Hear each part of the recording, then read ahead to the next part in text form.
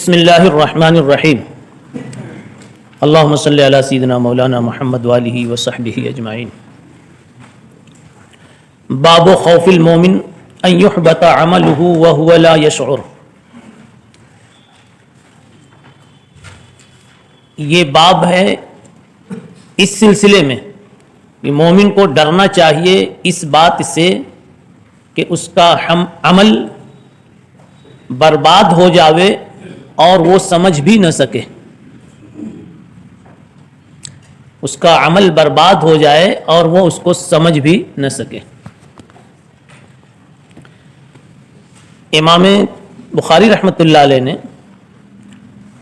ما قبل میں جو بھی ابواب ذکر فرما چکے، ان تمام ابواب میں حضرت نے ایمان کی شاخوں کو، ایمان کے اعمال کو بیان فرمایا ہے اور ان اعمال کی اہمیت کو بتلایا ہے۔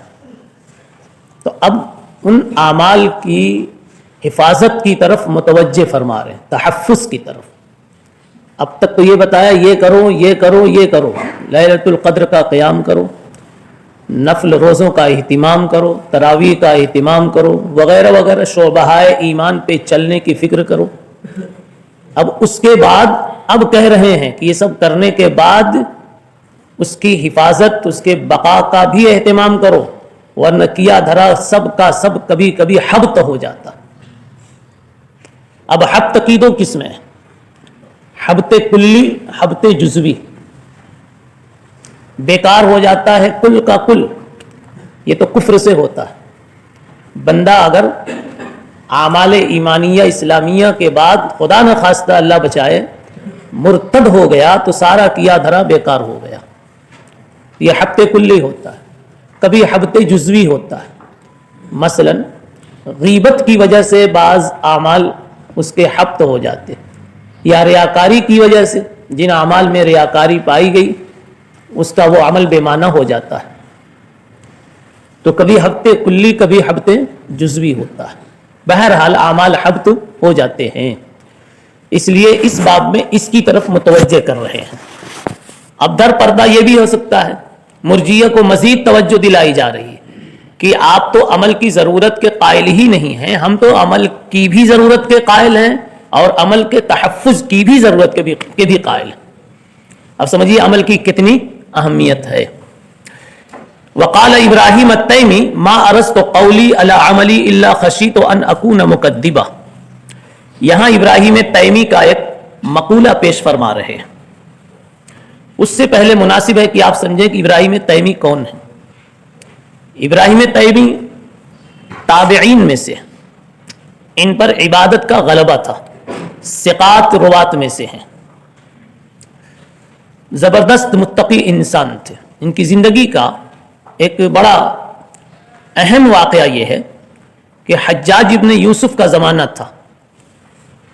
اس دور میں ایک بڑے عالم، بڑے محدث اور بڑے فقیہ ابراہیم نخعی رحمۃ اللہ علیہ تھے، اور یہ ابراہیم تیمی تھے۔ دونوں کی ملاقاتیں بھی رہی، ایک ہی دور کے تھے، جیسا کہ ابھی کل کی عبارت میں، کل کے سبق میں ایک لفظ آیا تھا کہ دونوں ایک جگہ ایک کمرے میں جمع تھے۔ تو بہرحال ابراہیم نخعی بھی انہی کے زمانے میں تھے۔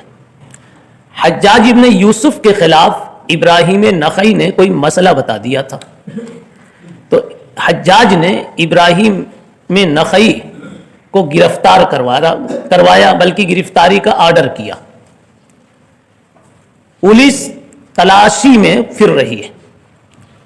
ایک رات ایک مسجد میں پولیس والے پہنچے تو دیکھا ایک آدمی نماز پڑھ رہا ہے۔ پولیس والوں کو خوشی ہوئی کہ یہ وہی ہوں گے، اس لیے کہ جن کو ہم پکڑنے آئے ہیں وہ دنیا دار آدمی نہیں ہے، وہ وہی ہوں گے۔ اب آ کر کے جب پوچھا تم کون ہو تو انہوں نے کہا میں ابراہیم ہوں۔ ان کو اطمینان ہو گیا کہ ابراہیم ہی کو تو ڈھونڈنے آئے، حالانکہ یہ وہ ابراہیم نہیں تھے، ابراہیم نخعی نہیں تھے، یہ ابراہیم تیمی تھے، نماز پڑھ رہے تھے۔ اچھا، ابراہیم تیمی نے یہ کہا کہ میں ابراہیم ہوں، وہ بھی جانتے تھے کہ یہ پولیس والے مجھے نہیں تلاش کر رہے ہیں، ابراہیم نخعی کو تلاش کر رہے ہیں، لیکن چاہتے یہ تھے کہ ابراہیم نخعی بچ جائے، میں گرفتار ہو جاؤں۔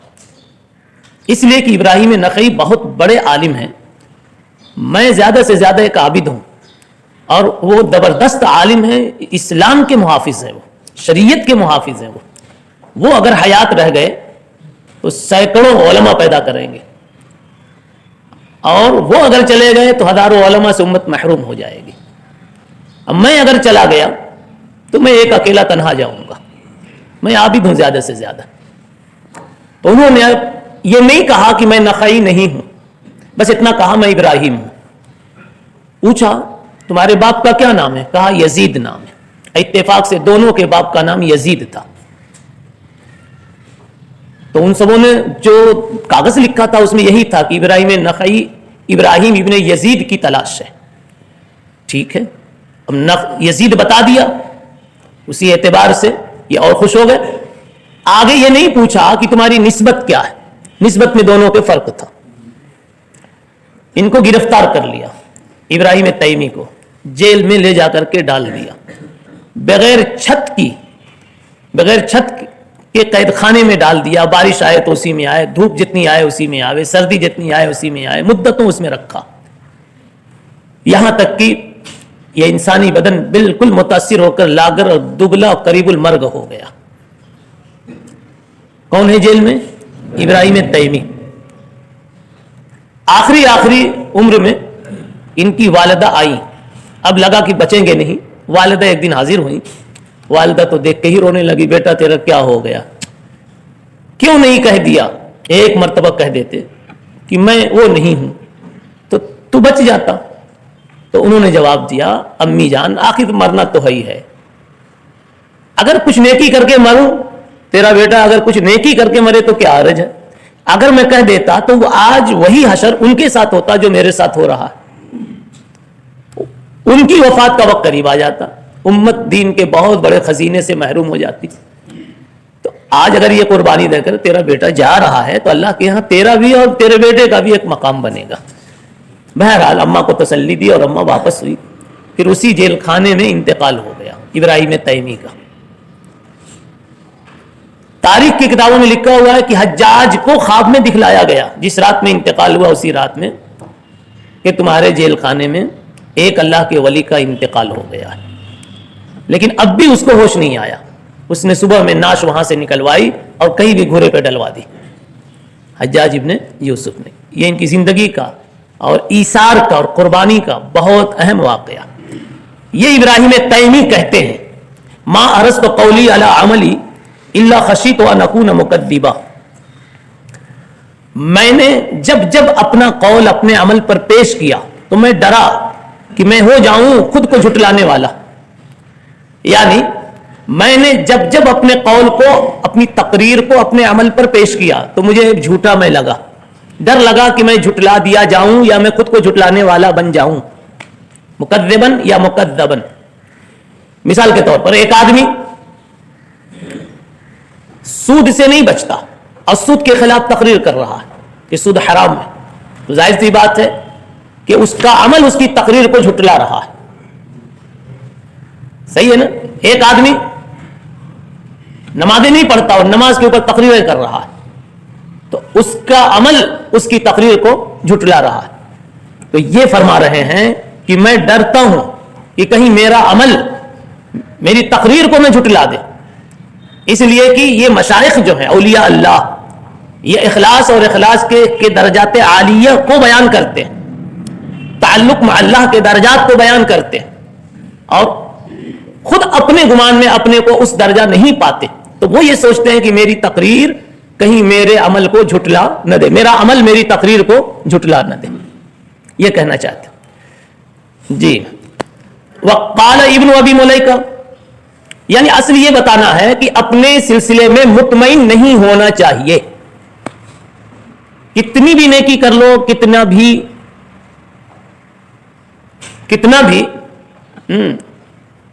تقوی والا کام کر لو، لیکن کبھی بھی مطمئن نہیں ہونا چاہیے۔ یہ بڑے لوگ تھے، بڑی سوچ والے تھے۔ ابن ابی ملیکہ بھی اسی طرح سے کہتے ہیں ادرکت 30 من اصحاب النبی صلی اللہ علیہ وسلم کلہم یخاف النفاق، میری 30 صحابہ سے ملاقات ہوئی، ابن ابی ملیکہ یہ بھی تابعین میں 30 صحابہ سے، جن میں حضرت عائشہ ہیں، اسما بنت ابو بکر ہیں اور عبادلہ اربعہ ہیں. تو بہرحال ان حضرات سے ان کی ملاقات ہوئی، بڑے تابعین میں ہیں. کہتے 30 صحابہ سے ملاقات ہوئی، میں نے ہر ایک کو ایسا پایا جو اپنے بارے میں نفاق کا ڈر رکھتا تھا کہ کہیں میں منافق تو نہیں. اور یہ نفاق عملی کا ڈر نہیں تھا، نفاق اعتقادی کا ڈر تھا. اس لیے کہ دلیل یہ ہے، سمجھا، نفاق عملی تو خود ظاہر ہی ہوتا ہے. بھئی ایک چیز کرنے کی تھی وہ نہیں ہوئی، وہ عملی نفاق ہو گیا. ڈر اس کا ہوتا ہے جس کا پتہ نہیں ہوتا. تو پتہ کس کا نہیں؟ نفاق اعتقادی کا. تو صرف ڈر تھا ان کو. اور یہ بڑے تعجب کی بات نہیں ہے ڈرنا، بلکہ یہ تقوی کی بات ہے ڈرنا. حضرت عمر رضی اللہ تعالی عنہ نے حضرت حذیفہ سے پوچھا تھا تمہارے پاس جو لسٹ ہے منافقین کی اس میں میرا تو نام نہیں ہے. اس میں جس منافق کو پوچھ رہے تھے وہ کون سا منافق؟ منافق اعتقادی کے بارے میں پوچھا. اور حذیفہ کے پاس جو حضرت حذیفہ کے پاس جو لسٹ تھی وہ منافقین اعتقادی کی تھی. تو بہرحال سارے کے سارے لوگ اپنے بارے میں نفاق کے متعلق ڈر رہے تھے. اور دیکھو جتنا بڑا آدمی ہوتا ہے اللہ کے تعلق کے اعتبار سے اتنے ہی اس کو ڈر لگتا ہے. وہ ڈرتا ہے میرا ایمان ہے کہ چلا گیا، فلاں بات میں نے بول دی، میرا ایمان ہے کہ نہیں. اور جتنا بے خبر ہوتا ہے اتنی ہی زیادہ لاپرواہ بھی ہوتا ہے. جتنا دور ہوتا ہے اللہ سے اتنی زیادہ لاپرواہ بھی ہوتا ہے. اس لیے ہر ایک یہ ڈرتا تھا اپنے بارے میں. اچھا آگے ما منہم احد یقول انہ علی ایمان جبرائیل و میکائیل. انہوں نے یہ بھی کہا کہ ان میں کوئی ایسا نہیں تھا 30 صحابہ میں جو یہ کہے کہ اس کا ایمان جبریل اور میکائیل کے ایمان پر ہے. یعنی میرا ایمان جبریل اور میکائیل کے ایمان جیسا ہے، ایسا کسی نے نہیں کہا. یعنی گویا وہ ڈرتے تھے ہم اپنے ایمان پر بہت بھروسہ نہیں کر سکتے کہ ایمان صحیح محفوظ بھی ہے یا نہیں. یہاں ایک بات جاننے کی ہے، بعض لوگوں نے کہا کہ یہ تعریض ہے اور طنز ہے امام ابو حنیفہ پر، اس لیے کہ امام ابو حنیفہ رحمۃ اللہ علیہ نے کہیں کہہ دیا ہے کہ ایمانی کا ایمان جبرائیل. سمجھا؟ لیکن اس کا جواب یہ ہے کہ امام ابو حنیفہ سے اس طرح کی کوئی بات منقول نہیں ہے. یعنی یہ ایمانی کا ایمان جبرائیل ایسی کوئی بات منقول نہیں ہے. امام صاحب سے 2 باتیں منقول ملتی ہیں، ان کے تعلق سے 2 باتیں نقل کی جاتی ہیں. ایک تو ایمانی مثل ایمان جبرائیل، اور کا اور مثل میں فرق ہے. لیس کمثلہ شیء کے تعلق سے کل میں نے عرض کیا تھا کاف اور مثل میں فرق ہے. تشبیہ بالذات کے لیے کا استعمال ہوتا ہے، تشبیہ فی الصفات کے لیے مثل کا استعمال ہوتا ہے. سمجھا؟ تو امام ابو حنیفہ نے کہا ایمانی کا ایمان جبرائیل. اگر یہ کہا تو ترجمہ یہ ہوگا کہ میرا ایمان جبرائیل کے ایمان کی طرح ہے، یعنی کہ جس ذات پر جبرائیل ایمان رکھتے ہیں اسی ذات پر میں بھی ایمان رکھتا ہوں. اور ظاہر کی بات ہے اس میں تشبیہ صحیح ہے، اس لیے کہ ذات خداوندی پر ہمارا بھی ایمان ہے، ذات خداوندی پر جبرائیل کا بھی ایمان ہے. اگر مثل ہوتا تو یہ مطلب ہوتا کہ جبریل کے ایمان کی جو کیفیت اور صفت ہے وہی ہماری بھی ہے. اس کا یہ بات امام ابو حنیفہ نے نہیں کہی ہے. اس لیے امام ابو حنیفہ کی طرف اس کو، امام ابو حنیفہ کے حق میں اس کو تعریض یا طنز نہیں کہہ سکتے کہ امام بخاری رحمۃ اللہ علیہ نے کوئی تعریض کی ہے اور اشارتاً رد کیا ہے، ایسا نہیں ہے. امام ابو حنیفہ رحمۃ اللہ علیہ سے دوسری تعبیر اس نے جو منقول ہے وہ یہ ہے کہ آمنت بما آمن به جبرائیل و میکائیل، میں بھی ویسا ہی ایمان لایا، اسی پر ایمان لایا جس پر کی جبریل اور میکائیل لائے. تو یہ مومن بہی میں تشبیہ ہے، صفت ایمان میں، کیفیت ایمان میں تشبیہ نہیں ہے، مومن بہی میں تشبیہ ہے. اب ظاہر کی بات ہے کہ میں بھی اسی مدرسے کا پڑھا ہوا ہوں، 35 نمبر والا کہتا ہے پیچھے والا، اور 100 نمبر والا بھی کہتا ہے میں بھی اسی مدرسے میں پڑھا ہوں. تو اس کا کہنا تو کچھ برا نہیں ہے، دونوں پڑھے ہوئے. یا اور سی بات ہے کہ وہ 35 نمبر ہے اور وہ 100 نمبر، کیفیت میں اور صفات میں فرق ہے. جی تیسری بات اس میں ہے، اگلی بات وَيُذْكَرُ عَنِ الْحَسَنِ، حسن بصری سے منقول یہ ہے مَا خَافَهُ إِلَّا مُؤْمِنٌ وَلَا أَمِنَهُ إِلَّا مُنَافِقٌ، اللہ سے صرف مومن ڈرتا ہے اور اللہ سے صرف منافق بے خوف ہوتا ہے. ایمان والا تو ڈرتا ہی ہے اللہ سے، اس لیے کہ اللہ تعالیٰ سمد ہے. کل اچھائیوں کے بعد پھر بھی کوئی ایک چیز اس کو بری لگ گئی اور بڑا فیصلہ کر دے ہوئے، منفی فیصلہ کر دے ہوئے، تو کون ہے جو اس کا ہاتھ پکڑ لے؟ باقی اللہ تعالیٰ ظلام نہیں ہے. وما يحذر من الإصرار على التقاتل والعصيان من غير توبة لقول الله تعالى ولم يصروا على ما فعلوا وهم يعلمون. اور یہ بیان ہے اس بات کا کہ ڈرایا جائے تقاتل اور عصیان پر اصرار کرنے سے توبہ کے بغیر، یعنی قتل و قتال، لڑائی جھگڑے اور معصیت پر اصرار کرنے کے سلسلے میں لوگوں کو ڈرایا جاوے. کبھی ہو گیا گناہ، ہو گیا جھگڑا ہو گیا، لیکن اس تقاتل اور عصیان پر اصرار مت کرو، ورنہ اللہ کی طرف سے کوئی بڑی پکڑ آ سکتی ہے. اس سے کیا پتا چلا؟ مرجئہ کی سب تردید ہو رہی ہے کہ آپ کہتے ہیں کوئی معصیت مضر نہیں ہوتی. امام بخاری وہ سمجھا رہے ہیں. اب یہ تو سب مدعا ہوا امام بخاری رحمۃ اللہ علیہ کا. اب آگے کی حدیث سے اس کو ثابت فرمائیں گے، جس کو ہم بعد میں انشاءاللہ پڑھیں گے. جی سبحان اللہ بحمدہ.